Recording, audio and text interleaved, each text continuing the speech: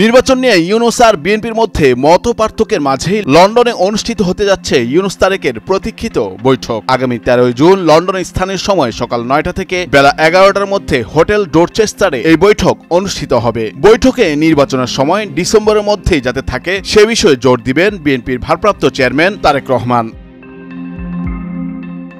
আগামী জাতীয় নির্বাচন সামনে রেখে বৈঠকটিকে বাংলাদেশের রাজনীতির জন্য বড় একটা টার্নিং পয়েন্ট হিসেবে দেখা হচ্ছে। বিএনপির পক্ষ থেকে এরই মাঝে আশাবাদ ব্যক্ত করা হয়েছে এই বৈঠকের মধ্য দিয়ে দেশের অনেক সমস্যার সমাধান হতে পারে।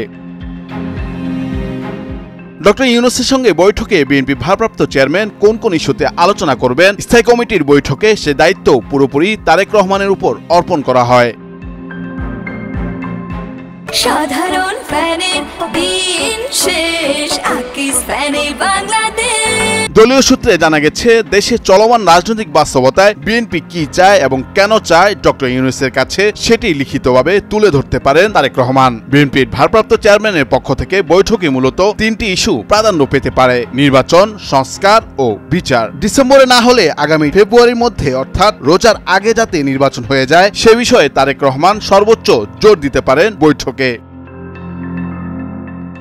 বিএনপির দায়িত্বশীল কয়েকজন নেতা বলেন, সরকারের যেসব সংস্কার প্রস্তাব এরই মধ্যে রাজনৈতিক ঐকমত্য হয়েছে, ডক্টর ইউনূসকে সেগুলো দ্রুত বাস্তবায়নের উদ্যোগ নিতে বলবেন তারেক রহমান। বিএনপির অবস্থান হচ্ছে ঐকমত্য হলেও যেসব সংস্কারে সংবিধান সংশোধন প্রয়োজন সেটা নির্বাচিত সংসদই করবে। এক্ষেত্রে রাজনৈতিক মতৈক্য তৈরিতে উদ্যোগ নিতে সরকার প্রধানকে আহ্বান জানাবেন তিনি। আর যেসব সংস্কারে রাজনৈতিক ঐকমত্য হয়নি সেগুলো নিয়ে নির্বাচিত পরবর্তী সংসদে আলোচনা হবে।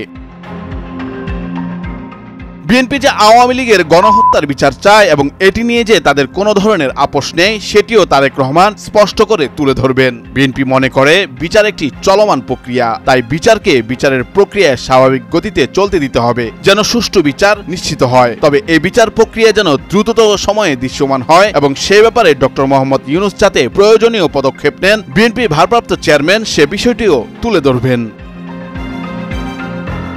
এছাড়া নির্বাচন নিয়ে দেশি বিদেশি যে নানা ষড়যন্ত্র সেটিও তুলে ধরার পাশাপাশি বিএনপি যে ডক্টর ইউনূসের অধীনে নির্বাচন চায় এবং তার হাত ধরেই যে দেশের গণতন্ত্রের উত্তরণ ঘটুক এ বিষয়টিও প্রধান উপদেষ্টাকে বলবেন। তিনি এও বলবেন যে নির্বাচনের জন্য সর্বোত্তম সময় হচ্ছে আগামী ডিসেম্বর। তবে ফেব্রুয়ারির মধ্যে অর্থাৎ রোজার আগে নির্বাচন হলে সব ষড়যন্ত্র কাটিয়ে উঠে গণতন্ত্রের রাস্তায় দেশের পথ চলা শুরু হতে পারে, এমনটাই বিস্তারিত জানাবেন তারেক রহমান ডক্টর ইউনূসের কাছে।